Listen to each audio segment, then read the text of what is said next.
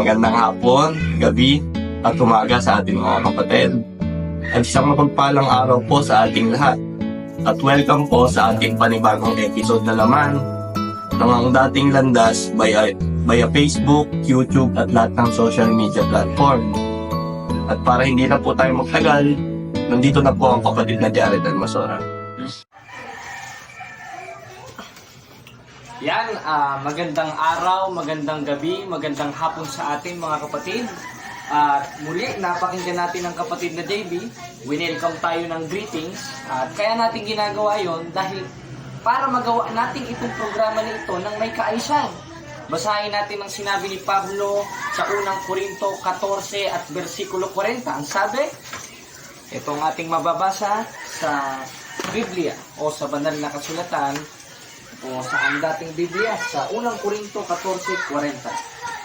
Datapot gawin ninyong may karapatan at may kaayusan. Aba, ang sabi pala ni Apostol Pablo, gawin nating may karapatan at may kaayusan. At isa dun sa kaayusan, yung intro natin. Kaya hindi natin tatanggalin yung intro natin.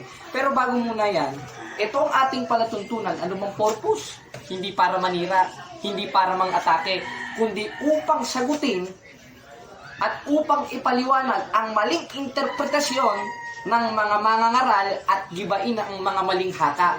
Gaya ng pananampalataya ng mga apostol na itinuro sa kanila ng ating Panginoong Jesucristo sa ikalawang Korinto 14:5. Ang sabi, sapagkat ang sandata ng aming pagkilaban ay hindi laban sa laman, kundi sa harapan ng Diyos na siyang may kapangyarihang gumiba.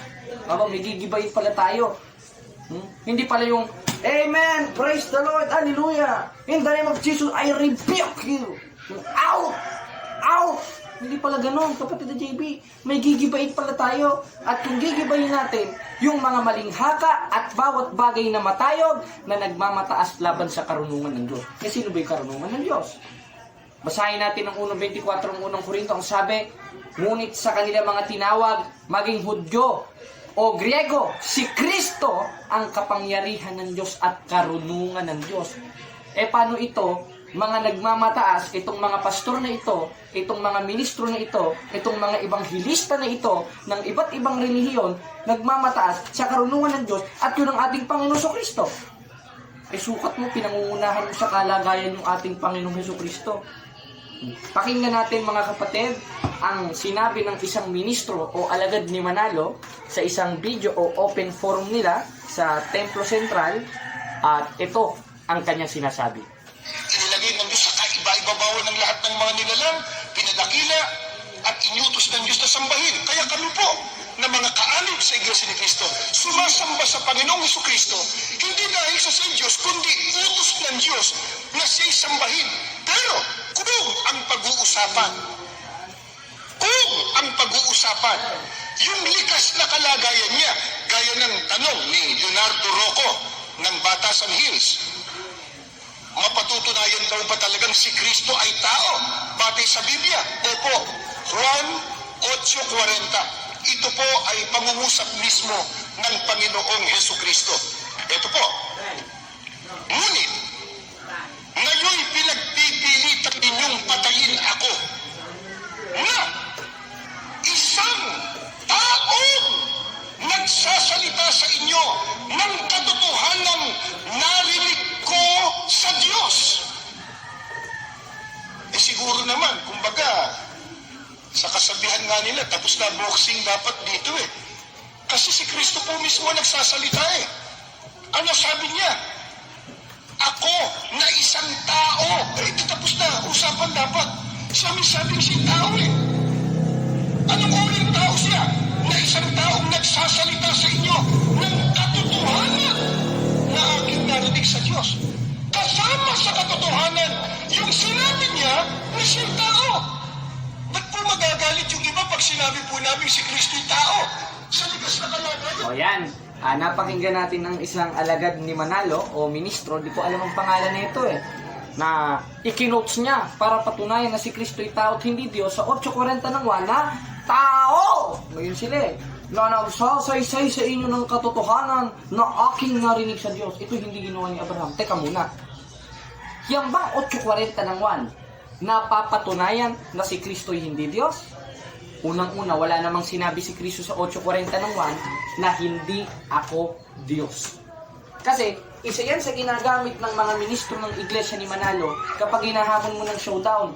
Mayroon ka ba kang mababasa sa Biblia, letra por letra, na sinabi ni Kristo na hindi ako Diyos? Babasahin nila, o sige, pag nabasa ko, talo ka na. At nang i-coach nila, yung 8:40 ng 1. Ngunit pinagsisikapan nyo kung patayin na tao. Hindi sila magbasa eh. Ano eka? Tao! Masisira na yung boses nila eh. Na nagsasaysay sa inyo ng katotohanan, aking narinig sa Diyos. Tapos na daw ang usapan. Tapos na daw ang boxing. Sukat ng Biblia, ginawa mong boxing. Saan mo nabasa yun?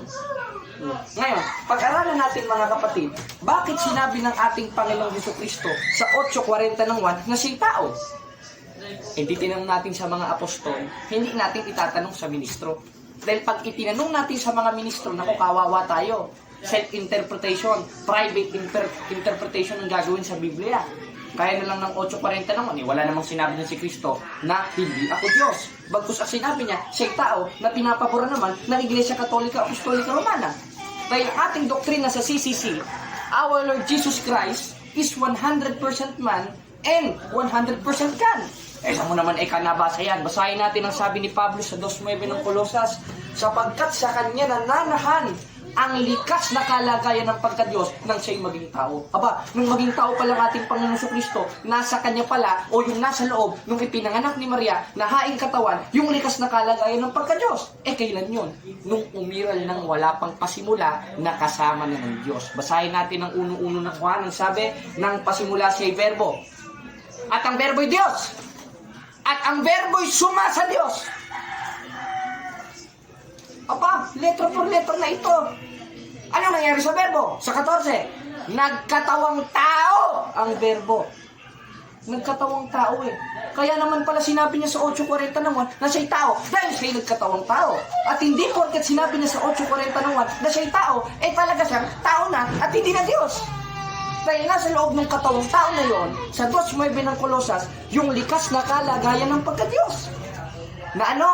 Na suma sa Diyos at nasa kanan na ng Diyos. Katunayan, in Old Testament, nakita na nga ni David eh. Basahin natin ang 111 ng awit. Sinabi ng Panginoon sa aking Panginoon. Ilan na? 2. Umupo ka sa aking kanan. Tanong, nung pinaupo yung isang Panginoon sa isa pang Panginoon, ano sabi ng isang Panginoon? Nung pinapaupo niya, umupo ka sa aking kanan. Tanong, yung pinaupo sa kanan, Diyos ba? Basahin natin ang 1:8 ng Hebreo. Sabi, mga iglesia ni Manalo, mga ministro, kaya niyo bang tutulan ito? Absolutong katotohanan ito eh. Ang Diyos mismo ang nagsabi nito dun sa kanyang anak eh. Dahil ang subject of the sentence sa tinutukoy dito, yung Diyos. Yung anak ng Diyos. Si Kristo ano sabi? Ngunit tungkol sa anak ay sinasabi, ang iyong luklukan o Diyos ay magpakailanman. Aba, yung nakita pala ni David na nasa kanan ng Diyos na pinaupo pa ng isang Panginoon at yung isang Panginoon, sabi sa 1:8 ng Hebreo, ay Diyos. Sino yun? Si Manalo ba? Si Felix ba? Basahin natin ang 3:1 ng Kolosas.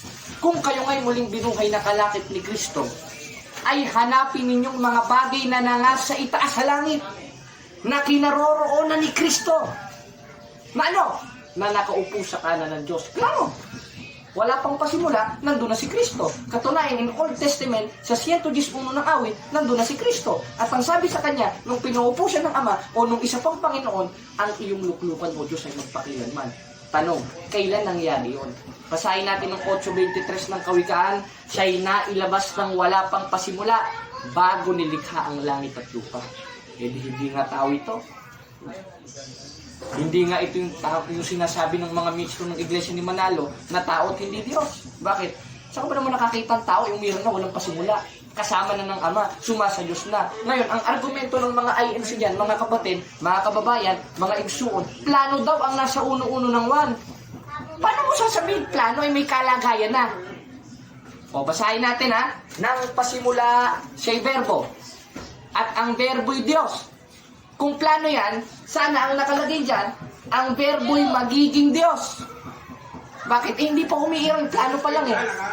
Hindi naman eh. Ang nakalagay, ang verbo'y Diyos at ang verbo'y suma sa Diyos. Ibig sabihin ng suma sa Diyos, kasama na ng Diyos, nasa kanan na ng Diyos. In Old Testament, 111 ng awit, kasama na ng Ama, pinaupo na sa kanan niya. At yung pinaupo sa kanan niya, sa 1:8 ng Hebreo, tinatawag na Diyos ng Diyos. Kaya yun mga kapatid, klarong-klaro na ang Diyos na mismo na nagpapatotoo at nagsasabi na ating Panginoon Kristo ay Diyos. O ngayon, himay-himayin natin. Kung plano ang verbo, bakit nasa kanan na? Ano yung imaginary friends? Ang alam ko, imaginary friends lang yun yung mga hindi nag-e-exist. Nasa kanan mo parang multo. Ibig sabihin, ang Diyos pala ng Iglesia ni Cristo, may mental disorder. Bakit?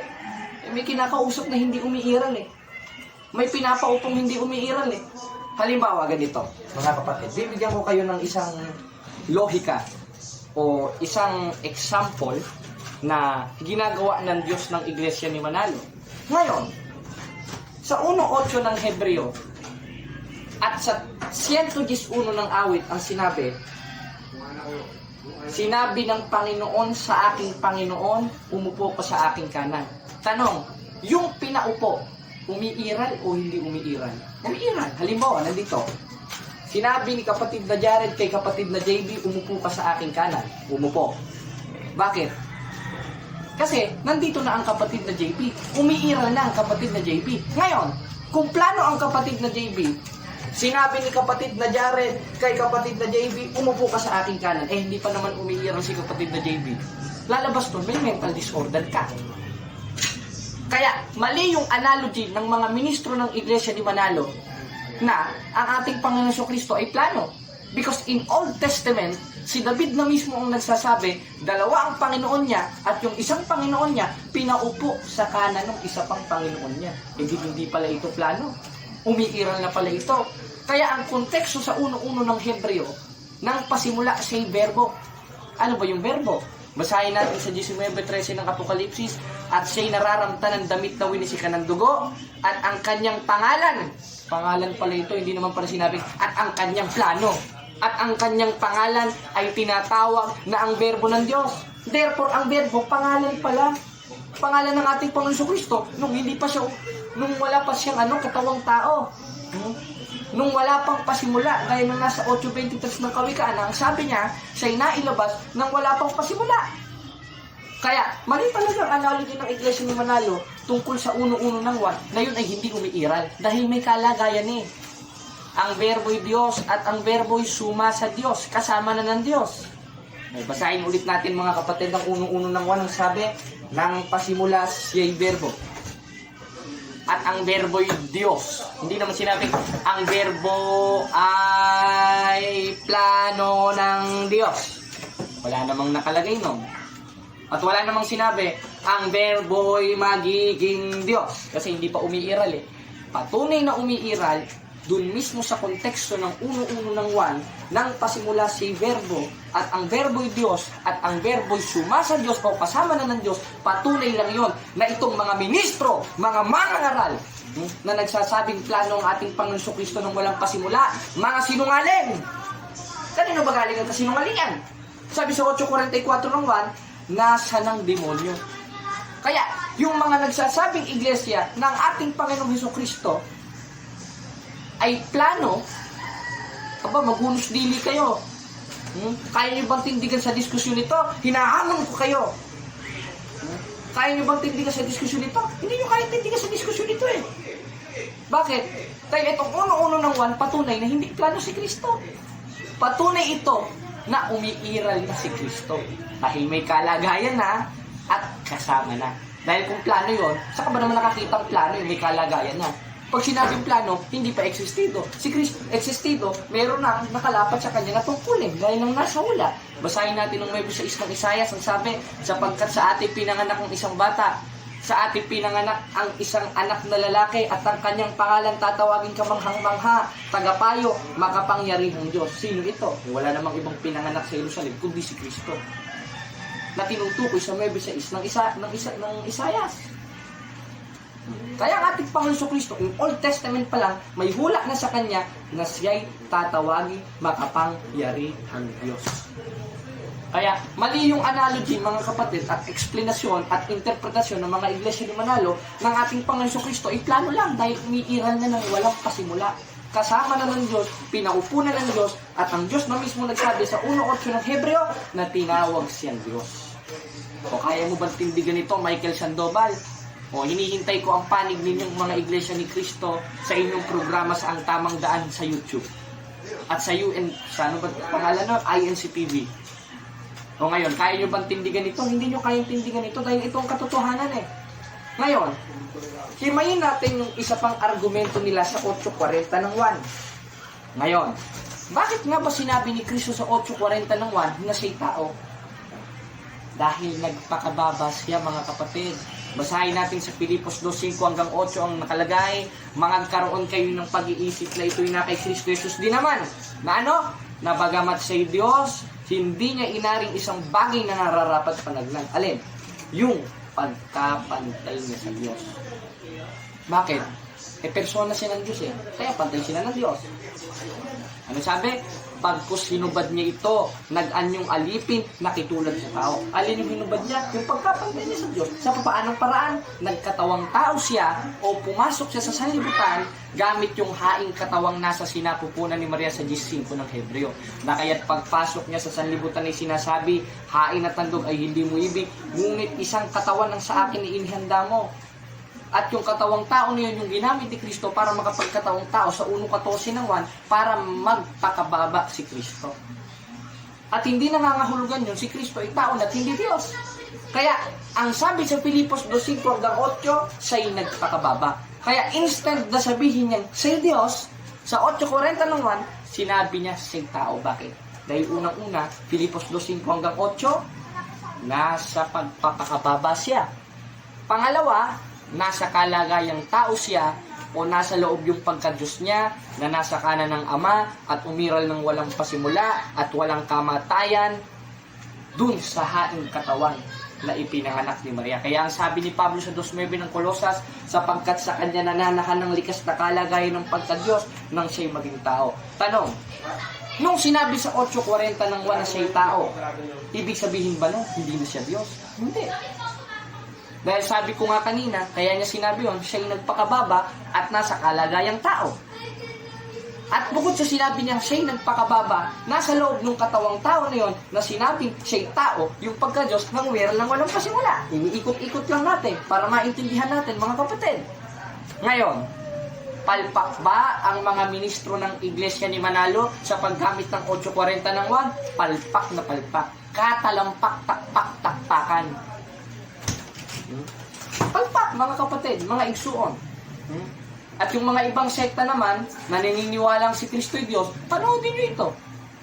Hindi ba't palpak sila gumamit ng 8:40 ng 1? Ngayon, anong patunay sa Biblia na ang ating Panginoong Hesukristo ay Diyos? Ngayon, himayin natin yung 2:9 ng Kolosas. Parang naghihimay lang tayo ng isda eh.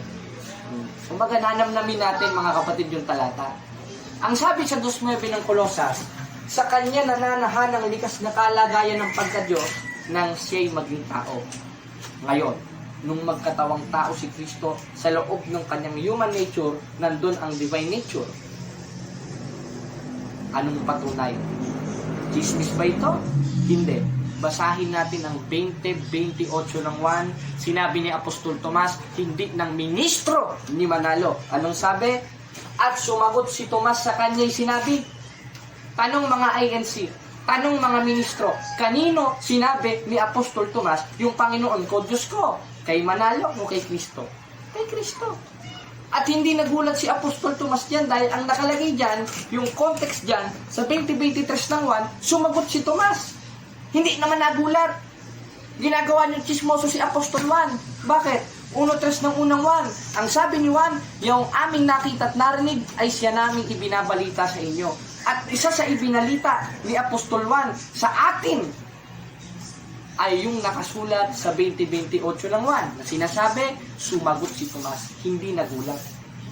At sinabi, Panginoon ko, Diyos ko. Anong sabi ng ating Panginoon Kristo? Hoy, mali ka, Tomas, tao ako. Anong sabi? Bagamat nakita mo ko, Tomas, sumampalataya ka. Anong pananampalataya meron si Apostol Tomas? Panginoon ko, Diyos ko. At ganoon ang pananampalataya ni Apostol Pablo. Di dalawa na pala kalaban ni Manalo. Si Tomas, si Juan, si Pablo. Ano bang sabi ni Pablo? Basahin natin ang 1:12 ng Galacia. Sapagkat di ko tinanggap ito sa tao, ni itinuro man sa akin, kundi aking tinanggap sa pamamagitan ng pahayag ni Jesucristo. Aba, yung karunungan palang itinuturo ni Pablo, hindi niya tinanggap sa tao, ni itinuro man sa kanya. Therefore, ang nagturo sa kanya, hindi tao. Sino? Kundi aking tinanggap sa pamamagitan ng pahayag ni Jesucristo. Patunay lang yun, ang ating Panginoon Jesucristo ay hindi tao kundi Diyos. Bakit? Hindi niya nga tinanggap sa tao yung karunungan niya. Kaya niya tinanggap kay Babalo. Isa Diyos nga eh. Tanong, sino bang nagturo kay Pablo at sino bang nag-uutos kay Pablo? Lahat ng sinusulat niya. Sabi sa 14:37 ng unang Korinto, ang Panginoon.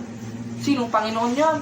Ang Diyos at tagapagligtas. Basahin natin sa 2:13 ng Tito, na hintayin niya ang mapalad na pag-asa at pagpapakita ng kaluwalhatian ng ating dakilang Diyos at tagapagligtas na si Jesucristo. Kaya ang ating Panginoon Jesucristo, siya ang Diyos at tagapagligtas. Kaya yan ang mga supportive verse o patunay na hindi matanggi ng mga iglesia sa Manalo na ang ating Panginoon Jesucristo ay tunay na Diyos. Ako naman nabasa yan. Sabi ka sa 17:3 ng 1, makilala ka nila na iisang Diyos na tunay. Kaya si Kristo, tao na. Hindi naman ka sinabi, makilala nila tayong dalawa ay isang Diyos na tunay. Bakit ba? Kasi nga, nagpakababa siya. Yung isang tunay, nasa baba. Katunayan, 5:20 ng unang 1, at nalalaman natin na naparitong anak ng Diyos at tayo binigyan ng pagkaunawa upang makilala natin siya na totoo at tayo nasa kanya na totoo sa makatwid bagay sa kanyang anak na si Jesucristo. Ano si Kristo? Ito! Dahil kung ang subject of the sentence dyan, yung paliwanag ng iglesia ni Manalo na ang tinutukoy dyan yung Ama, dapat doon. Hindi naman doon, ito eh. Ito ang tunay na Diyos at buhay na walang hanggan. Alin? Yung naparito. Ba't hindi sinabi ni Kristo, makilala ka nila, tayong dalawa ay isang Diyos na tunay. Dahil kaya naparito si Kristo, 5:37 ng 1, hindi upang patotohanan ng sarili niya, kundi upang patotohanan ng Ama. At ang Ama ang magpapatotoo sa Kanya. At isa sa patotoo sa Kanya ng Ama, 1:8 ng Hebreo, ang iyong luklukan o Diyos ay magpakilanman. Ngayon, ibig sabihin ba, sinabi ni Kristo 17:3 ng 1, makilala ka nila na isang Diyos na tunay, hindi na siya Diyos na tunay? Klarong-klaro na nga eh. Sa 5:20 ng unang 1, na yung naparito, tunay na Diyos at buhay na walang hanggan. Ngayon, bakit sinabi sa 17:3 ng 1, makilala ka nila na isang Diyos na tunay? Saan? Sa langit. Bakit? Dahil yung Ama lang nandun, yung isa nagkatawang tao eh. At yung isa namang nagkatawang tao na naparito, 5:20 ng unang 1, tunay na Diyos at buhay na walang hanggan. Kaya isa lang yung tunay na Diyos sa langit noon. Bakit? Yung isang persona nandito eh. Nagpakababa eh. At nung nakita ni Juan, 20:28 ng 1, tinawag ni Juan na Panginoon ko, Diyos ko. Kaya yung isang tunay na Diyos nandito, naparito. Ito, ang tunay ng Diyos at buhay na walang hanggan. Kaya sinabi niya doon, makilala ka nila na isang Diyos na tunay sa langit. Kaya nga siya nakatingala eh.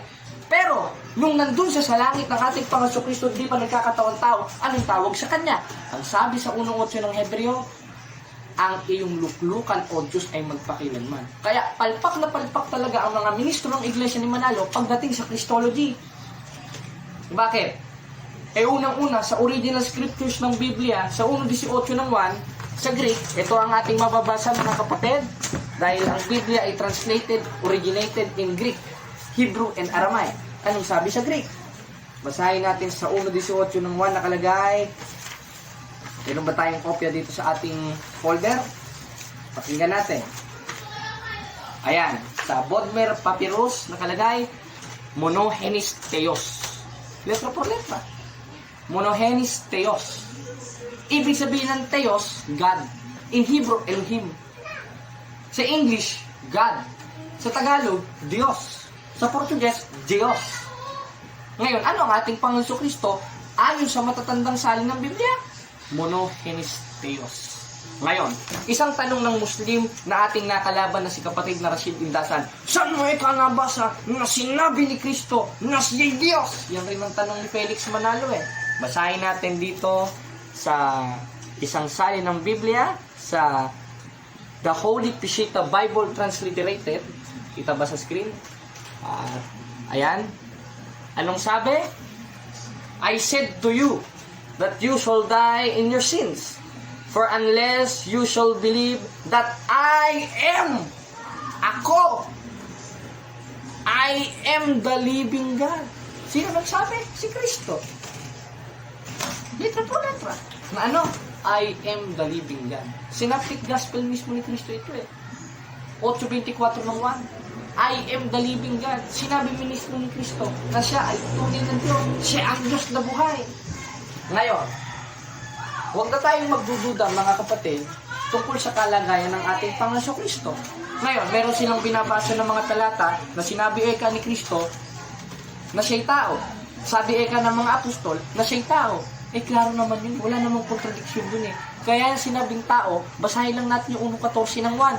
Dahil siya'y nagkatawang tao, Pilipos 2:5-8, siya'y nagpakababa at nakitulad sa tao. At yan ang hindi kayang tutulan ng Iglesia ni Manalo. Yung Pilipos 2:5-8. Katunayan, maganda nga ang salin yan sa magandang balita Biblia. Dahil ang nakalagay dyan, Diyos talaga. Dahil kung babasa tayo sa dating Biblia, anyong Diyos, hindi naman anyong Diyos eh. Diyos eh. Bagamat siya'y Diyos, Theos.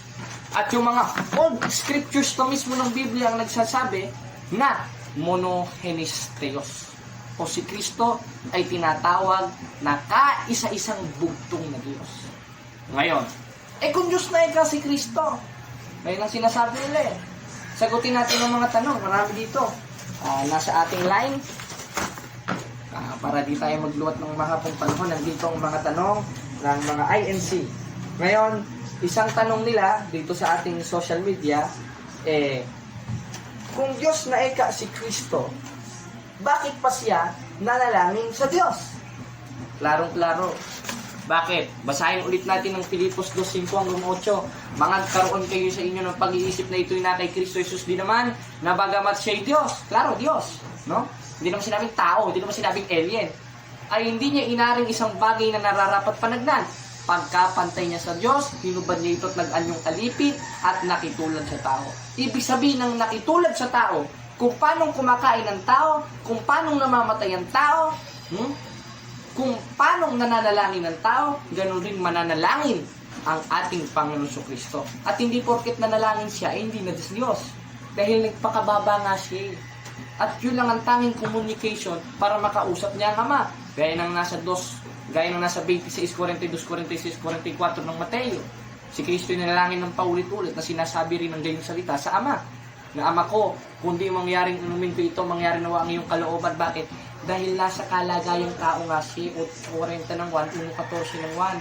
At bukod sa nasa kalagayang tao siya, sabi sa Pilipos 2:5-8, siya'y nagpakababat, nakitulad sa tao. Kaya ibig sabihin ng nakitulad sa tao, kung paanong nanganalangin ng tao, kung paanong natutulog, kumakain, umiinom, tumatay, umiihi ang tao, ganoon rin ng ating Panginoon Kristo.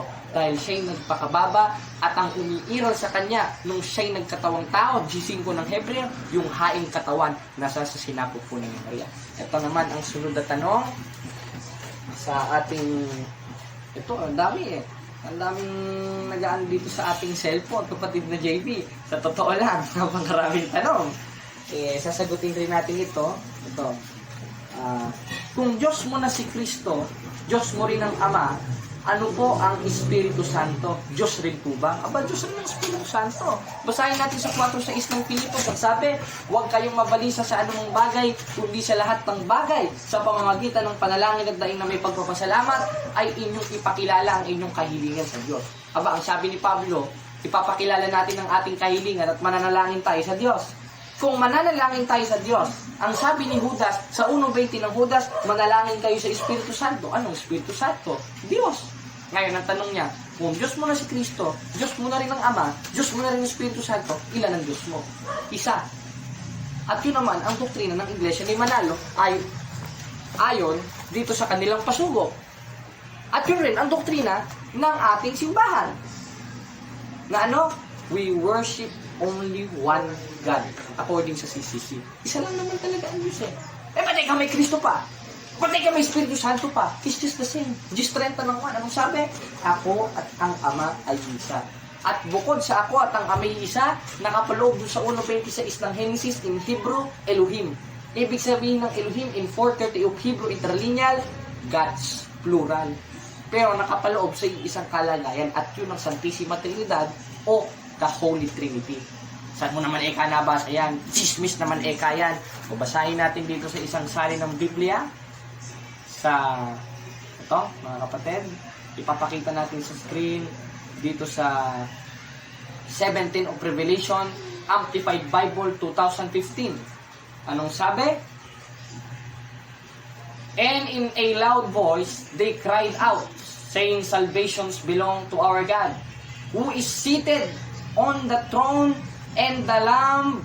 Our salvation is the Trinity. Letra per letra.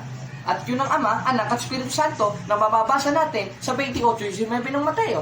Na yumakon kayo sa bawat bansa sila inyong bautismo sa pangalan ng Ama, Anak at Espiritu Santo. Tanong, ilan ang Diyos natin? Isa. At yun ang Ama, Anak at Espiritu Santo. Kala ko ba isa? Bakit may tatlo pa? Persona niya yun. Pero iisa lang yun.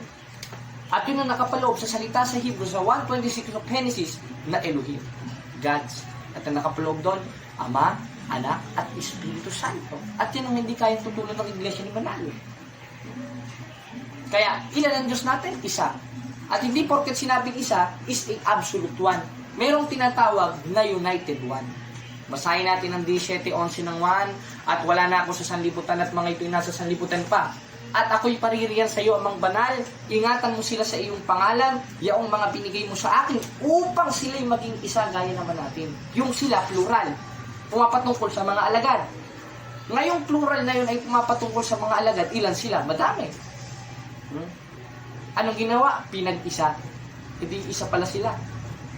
Kaya, hindi porket sinabing isa is a absolute one. Pag sinabing isa sa Biblia is a united one. Gaya ni Kristo at ng Ama, kaya sabi sa 17:11 ng 1, upang sila'y maging isa, gaya naman natin. At yun ang hindi naintindihan ng mga iglesia ni Manalo. Kaya may tanong pa ba? Ayan, wala nang tanong. At muli mga kapatid, salamat sa Diyos. At nagkaroon tayo ng isang episode commentary sa mga panliligaw ng mga ministro ng Iglesia ni Manalo patungkol sa kalagayan ng ating Panginoong Jesucristo. Kaya kung meron silang binabasa na sinabi eka ni Kristo na siya'y tao, sinabi eka ng mga apostol na siya'y tao, wala naman tayong pakialam dun eh. Bakit? Dahil hindi porket sinabi ni Kristo na siya'y tao, hindi na siya Diyos. Dahil walang mababasa sa Biblia na sinabi niya na ako'y hindi Diyos. Klaro. Kaya sinabi niya na siya'y tao, uulitin natin, 1.14 ng 1, dahil siya'y nagkatawang tao. At bukod siya'y nagkatawang tao, Filipos 2.5 hanggang 8, siya'y nakababa at nakitulad sa mga tao. Kaya kahit may mabasa sila na si Kristo'y tao, wala naman tayong problema doon. Dahil ang doktrina ng simbahan, si Kristo'y 100% na tao at 100% na Diyos. At ang sabi ni Apostol Pablo sa 2.9 ng Colosas, sa kanya nananahan ang likas na kalagayan ng pagka-Diyos nang siya'y maging tao. Katunayan nakita siya ni Juan at ni Tomas sa 20:28 ng 1, ang sabi, sumagot si Tomas, Panginoon ko, Diyos ko. Tanong, sumasampalataya ba ang Iglesia ni Manalo sa ating Panginoong Jesucristo? Hindi. Dahil ang tunay na pagsampalataya sa ating Panginoong Jesucristo, 2.13 ng Tito, ang sabi, nahintayin niya ang mapalad na pag-asa at pagpapakita ng kaluwalhatian ng ating dakilang Diyos at tagapagligtas na si Jesucristo. Therefore, ang tamang pagsampalataya sa ating Panginoon Jesucristo, Diyos at tagapagligtas. At dito natatapos ang ating programa, mga kapatid, na ang tamang landas. Salamat sa Diyos.